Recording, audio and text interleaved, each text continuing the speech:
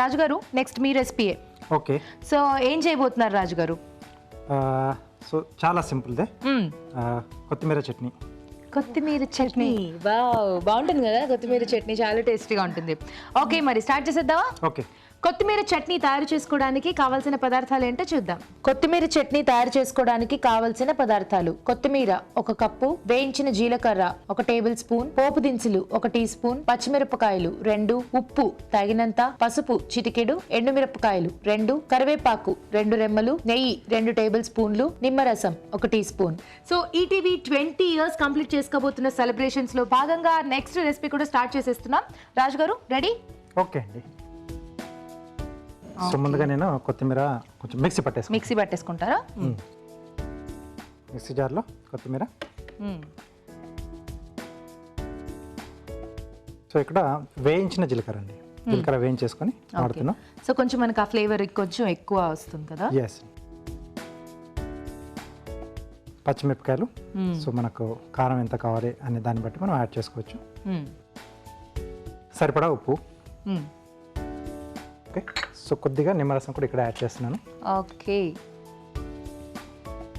చింతపండు బదులుగా మీరు లెమన్ వాడుతున్నారు. ఇది కొంచెం ఇన్స్టెంట్ గా చేసుకుంటూ ఉంటారండి. ఓకే. లెమన్ మంచిది కూడా కదా చింతపండుతో కంపేర్ చేసుకుంటే. So mixie పట్టేస్తున్నాను.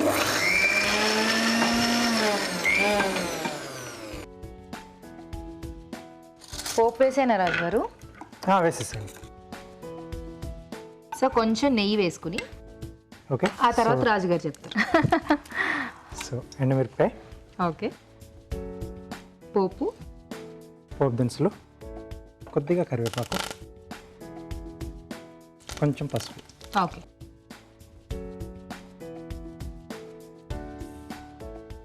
సో ఇందాకట్లాగా మనం ఇందులోనే చట్నీ వేసేసుకుందామా లేకపోతే దీని చట్నీ వేసేసుకుందామా?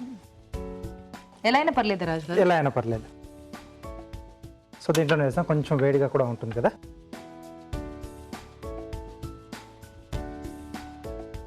స్టవ్ ఆపేసి వేసేసుకోవాలా?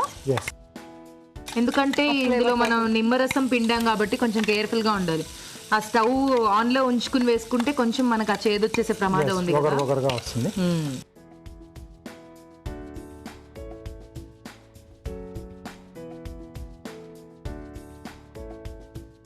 ఓకే, కొత్తిమీర చట్నీ రెడీ. వావ్, రెడీ అయిపోయింది కొత్తిమీర చట్నీ. సో ఈ కొత్తిమీర చట్నీ టేస్ట్ చూడబోయే ముందు తయారు చేసుకునే విధానం మరోసారి చూసేద్దాం. కొత్తిమీర చట్నీ తయారు చేసుకునే విధానం: మిక్సీ జార్లో కొత్తిమీర, వేయించిన జీలకర్ర, పచ్చిమిరపకాయలు, ఉప్పు, నిమ్మరసం కలిపి మిక్సీ పట్టి పచ్చడి సిద్ధం చేసుకోవాలి. పాన్ లో నెయ్యి వేసి ఎండుమిరపకాయలు, పోపు దినుసులు, కరివేపాకు, పసుపు వేసి వేయించాలి. ఈ పోపు మిశ్రమాన్ని ముందుగా సిద్ధం చేసుకున్న పచ్చడిలో వేసి బాగా కలుపుకోవాలి. అంతే, కొత్తిమీర చట్నీ రెడీ.